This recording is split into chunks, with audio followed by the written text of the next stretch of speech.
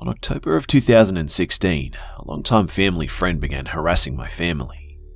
So, I've known this guy since I was around 5. He worked at my dad's friend's car dealership as the person who basically maintained the exteriors. My parents became fond of him because he looked very sweet, and they felt pity for him as he had horrible hygiene habits. They would often buy him food, give him clothes, and things of that sort. Around 2015, this man gets a job right across the street from my mum's job. He saw my mum one morning and they just waved at each other. So this man starts calling my mum pretty frequently. Now my mum is extremely nice, too nice in fact, so instead of just not picking up, she would talk to him.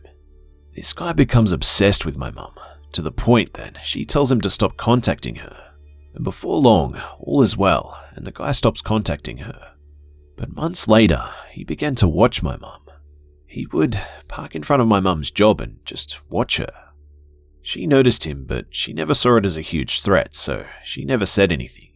And that's where things began to escalate. My mum was walking out of work with a co-worker one day. They had a normal co-worker friendship. My mum catches a ride with her co-worker to a mandatory work event, so she wouldn't have to drive home too late as these events end late at night. Meanwhile, the guy is watching them walk to his car. He suddenly thinks that my mum is having an affair with this guy and decides to follow them. They arrive at the place and my mum stays in the car while her co-worker goes inside to check if it's the right location. And then the stalker walks up to the car, opens the door, slaps my mum, grabs a knife from his car and slashes the co-worker's tires. My mum is in complete shock and immediately calls her co-worker to come outside. The co-worker decides not to press any charges against him, even though he easily could have, as there were cameras outside the location. Now, my mum mentions none of this to my dad because my dad is really explosive, to the point that he will get into trouble over this guy. So everything is okay for a couple of days, until this guy starts calling my mum non-stop and leaving her threatening voicemails. The voicemail said things along the lines of, "If you don't meet me up at the hotel on Wednesday at 1 PM, I'm going to tell your husband you're cheating on him." This scares my mum because my dad has a past with domestic violence, so she's scared my dad will believe him and beat her. Wednesday comes along and when she gets to work, he's outside, watching her, the whole day, just watching.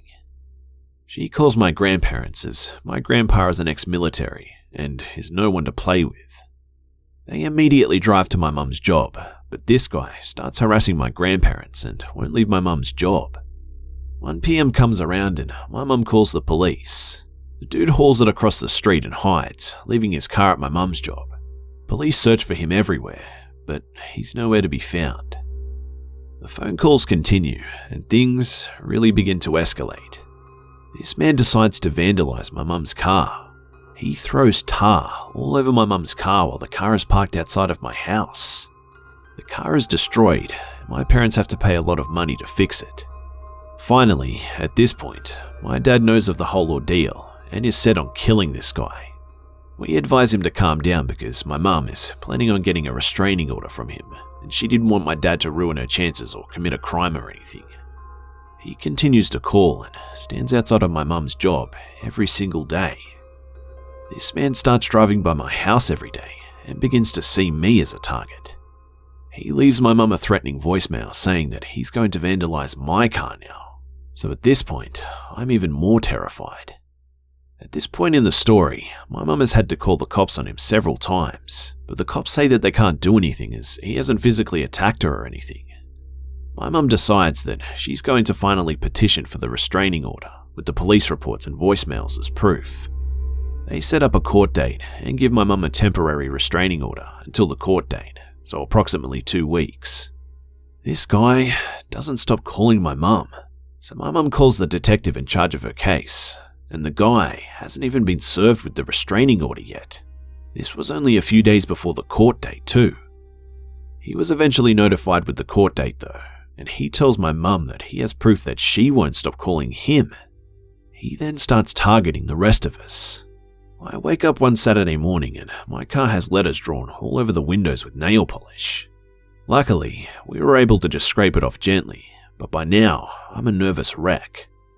I start doing bad in my classes and I hadn't slept well for about a month. He then begins to harass my dad with voicemails and phone calls. Finally, the court date arrives. This man shows up with his stepson, and his stepson starts talking shit to my mum, because of course, he only knows this man's side of the story.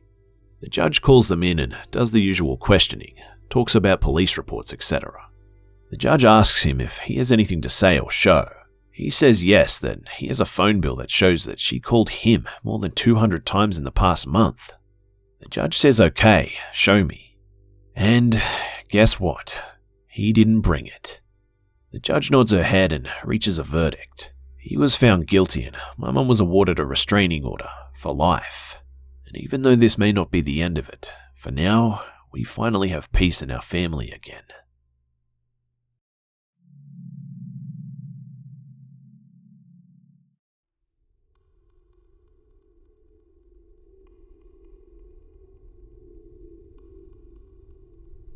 When I was in my second year of university, I lived alone. It was a downstairs flat with my bedroom facing towards the street. I had some heavy green curtains, so I didn't mind too much. My friends lived about a 15-minute walk away, and I would go over every day till sometimes around 3 or 4 a.m. or for sleepovers. I had a long-distance boyfriend at the time, so would sometimes be up late Skype sexing. Halloween rolls around and I'm out with my friends. I decide to go back to mine and be a sexy Skype supergirl for my boyfriend. We get into it and we're having a great time, curtains closed, lights off, just to be safe. I had a drunk man try to get in one time when I fell asleep early and left the curtains open. It was super creepy and I woke up to the sounds of someone trying to push open the front door. When I looked up there was a man staring. He stood so close that his nose almost touched the window. I freaked out and spent the night in the living room. So this time, the lights were definitely off and the curtains shut. I noticed a kind of flickering in my peripheral vision and looked around. While meeting at the bottom, the curtains parted very slightly near the top, and through the gap, there appears to be a trail of steam rising. I cover myself and get up to investigate. I have to get up and stand on my tippy toes to see through. I'm a bit of a short ass. And, to my horror, the source of the steam was a man's mouth. He was hunched over and panting, exposed at the waist, violently stroking himself. I try quickly to rearrange the curtains, grabbing my laptop and hiding in the living room. A few days later, there is a pink envelope waiting for me when I walk through the door.